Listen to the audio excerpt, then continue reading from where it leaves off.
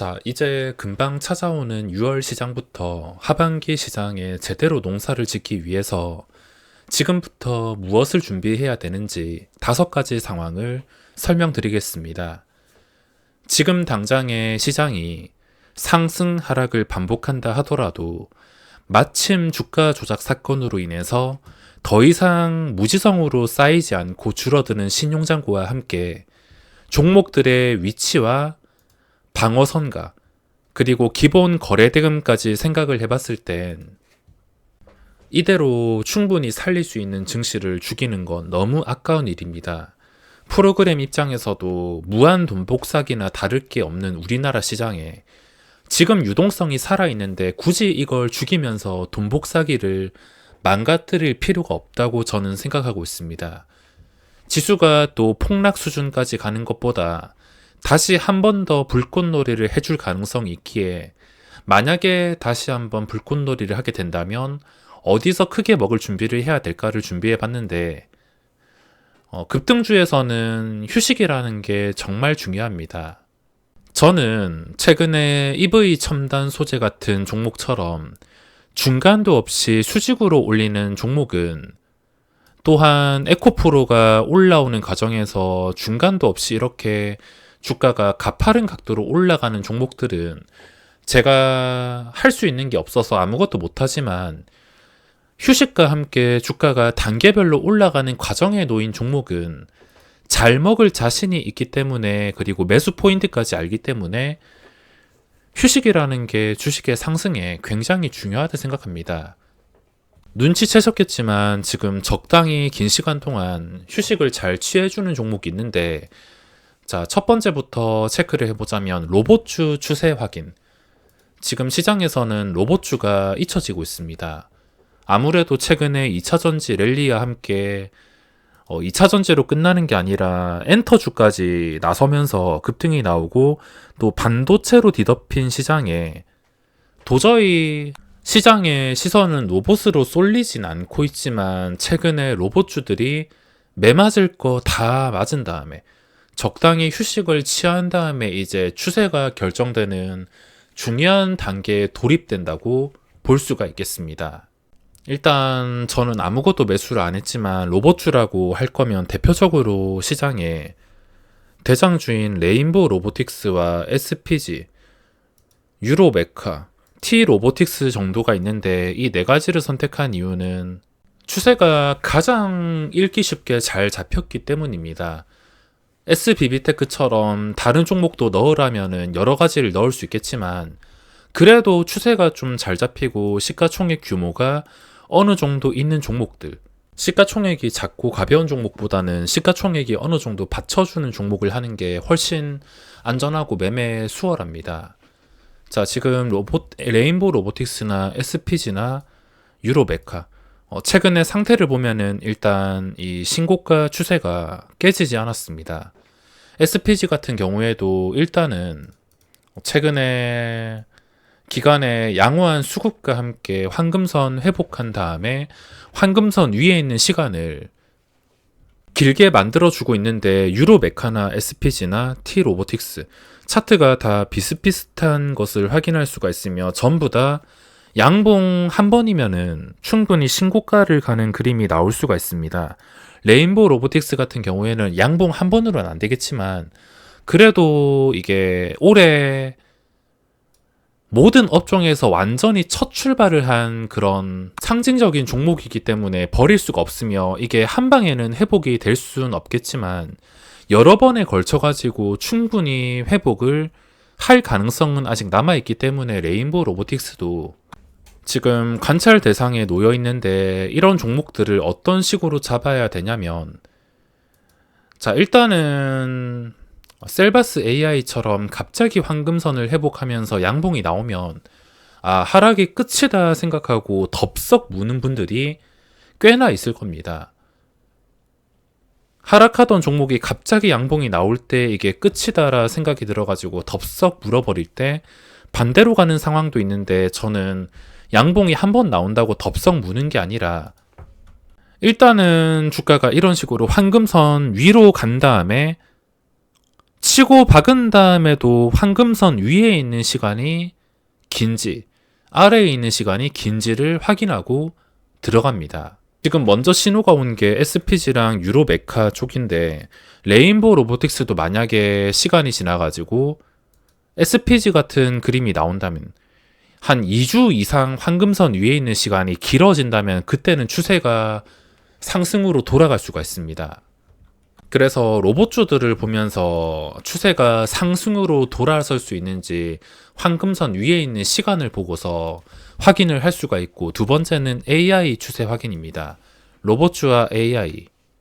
역시 시가총액 규모가 어느 정도 있고 대장을 맡았던 셀바스 AI나 코난 테크놀로지 정도를 보고 있는데, 이 두 개 종목은 다시 고점을 회복하기 위해서는 2배 가까이 주가가 올라야 됩니다. 아직 갈 길이 멀기 때문에 이 거리를 봤을 때는 지금 당장에는 할 게 없습니다. 당장에 황금선 회복해서 올라간다 하더라도 이게 다시 제자리로 돌아간다면은 더 시간이 많이 걸리거나 회복 자체가 불가능한 수준이 될 수가 있기 때문에 이 두 개 종목을 보면서 드는 생각은 일단은 시간이 더 흘러야 됩니다.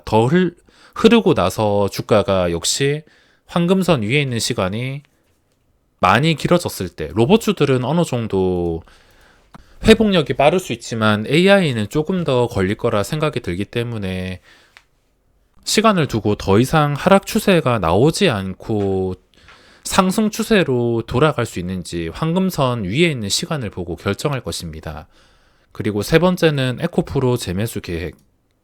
최근에 세운 계획은 진짜 완벽하다 싶을 정도로 적중을 해버렸습니다. 제가 지나고 나서 이야기를 한 것도 아니라 이때 54만원대부터 이야기를 해서 만약에 제가 매수를 한다면 50에서 매수를 할 것이고, 이게 기술적 반등이 나온다면 58만원 정도에서 황금선까지만 보고 있는데 최근에 주가가 58만원을 돌파했습니다. 만약에 이게 58만원까지 돌파해서 황금선 회복하고 계속 올라갔으면 그 뒤부터는 제가 아는 영역이 아니라서 더 이상 설명을 드릴 수 없지만 이렇게 하락이 나왔기 때문에 다시 계획을 세울 수가 있는데, 저번에 1차 계획은 지금 계획도 마찬가지입니다. 이거는 3분할 계획, 저번보다 더 낮은 가격, 쉽게 생각하셔가지고 저번보다 한 단계씩 더 가격을 다운시켜가지고 3분할로 생각을 하시면 이해가 쉬우실 텐데, 저번에 첫 번째 매수 가격이 49에서 51 사이였습니다. 근데 이번에 희망되는 가격은 51까지는 아니고 한 49 정도. 근데 여기서 또 성질이 급한 분들이 있을 것이고, 또 내려가다가 50에서 막혀가지고 더 이상 안 떨어지는 경우도 있기 때문에 3분할로 접근할 계획에 조금 성질이 급하다면은 저번처럼 50까지는 양보할 수는 있습니다. 50까지 양보하거나, 이 종목을 진짜 철저히 분석하셔가지고 이거는 꼭 내가 사서 장기 투자를 하고 싶다 생각이 든다면은 한 50.3까지는 양보를 할 수가 있을 것입니다. 참고로 이렇게 계획을 했으면 기다릴 수 있어야 되는데, 기다리다가 물론 이대로 주가가 내려온다는 게 아닙니다. 내려오지 않고 다시 반등시켜가지고 60 이상 갈 수도 있는 것이고, 어떻게 될지 모르지만 확실한 것은 내가 계획한 대로만 매매하기. 계획한 대로 주가가 오지 않는다면 매수를 안 하면 그만입니다. 만약에 내가 50.3만원까지 매수 계획을 세웠는데 정확하게 50.5만원까지 내려왔다가 다시 반등이 나왔다. 그럼 어쩔 수 없는 겁니다. 쳐다본다고 달라지는 건 아니기 때문에 어쩔 수 없는 거라 받아들이고, 다음 계획을 세우거나 다른 종목에서 계획을 찾거나 받아들여야 됩니다. 그리고 요즘에 엔터주가 쉬지 않고 상승이 나오는데, 시장에서는 이렇게 프로그램 쪽에서 쉬지 않고 매수할 때가 있는데, 이런 종목들의 특징은 다른 종목들과는 좀 다르게 더 강할 수가 있다는 겁니다. 보통은 이 프로그램이 하루 샀다가 하루 팔고, 하루 샀다가 하루 팔고, 웬만한 종목들에서 매수를 길게 끌고 가지 않습니다. 연속으로 매수하는 경우도 드물고, 근데 엔터주 쪽에서는, 그리고 에코프로가 처음 출발할 때도 저런 프로그램에 연속성 매수가 이어졌는데, 지금 엔터주 2개 보는 것도 JYP랑 YG 엔터테인먼트 2개를 보고 있는데, 이거 역시 기존 주주가 아니라면은 이 상태에서 내가 유리한 자리도 아닌데 이 상태에서 고점에 타는 것은 굉장히 부담스러운 상태입니다. 그러니까 일단은 조정이 필요한데, 지금 위치상 더 쉬운 종목은 JYP보다는 YG엔터가 위치상으로는 더 수월하다고 저는 생각하고 있습니다. 이거 저번에도 설명을 드렸지만 위치상 좀 괜찮게 대응하기 위해서는 단기간 한 85,000원 정도까지 빠질 때, 그리고 중요한 자리는 81,000원. 저번에 설명드린 내용 그대로입니다. 85,000원부터 시작을 해서 만약에 주가가 반등이 나오지 않고 더 떨어져가지고 81,000원 간다 하더라도 지지를 몇 번씩 해주면서 이게 반등할 수 있는 상황인가, 아니면 도저히 답 없이 반등하지 않고 제자리로 돌아갈 수 있는 상황인가를 알 수가 있는데, 이 프로그램의 정확한 목적은 알 수 없지만 일단은 한 번쯤은 조정이라 생각을 하고, 주가가 잠깐 85,000원까지 휘청이게 된다면 그때는 81,000원을 보고 접근할 수 있지만, 대신에 주의해야 될 것은 종가 기준으로 매수를 하는 게 마음 편할 수가 있습니다. 혹시나 얘들이 중간도 없이 하루 만에 그동안 모았던 거를 다 던져버리게 된다면, 다 던져버리면서 주가가 갑자기, 그럴 일은 없겠지만 갑자기 차트를 완전히 깨버리는 이런 상황이 당연히 흔치는 않겠지만 시장에서 불가능한 것은 아니기 때문에 제가 종가 기준으로 판단하라고 말씀을 드린 겁니다. 만약에 장중에 85,000원을 찍어서 신나서 잡았는데 그게 프로그램 매도가 계속 나오는, 추가 하락이 나오는 그날 10% 이상 떨어지는 하락이다. 그러면 손 쓸 틈도 없이 계획이 다 망가지기 때문에 종가 기준으로 판단을 하는 게 수월합니다. 자, 그리고 마지막으로는 반도체 한 템포 휴식. 한 템포 휴식이라는 것은 최근 프로그램 순매수가 반도체 쪽으로 집중해서 매수가 들어왔습니다. 삼성전자는 그 전부터 계속 꾸준하게 들어오고 있었다 치지만, 이번에 오른 수많은 반도체 종목들에서 프로그램의 이런 강한 순매수, 어차피 다시 나가면서 분위기를 망쳐야 될 불순물이 잔뜩 끼어 있습니다. 라온텍도 불순물이 끼었다가 고점 띄우고 나서 그대로 불순물이 다 탈출하면서 주가가 망가졌습니다. 다 아는 내용이겠지만 최근에 반도체 쪽에서 이 불순물이 많이 끼어 있는 상태이기 때문에 일단 이것도 엔터주처럼 한 템포 휴식이 꼭 필요할 것 같습니다.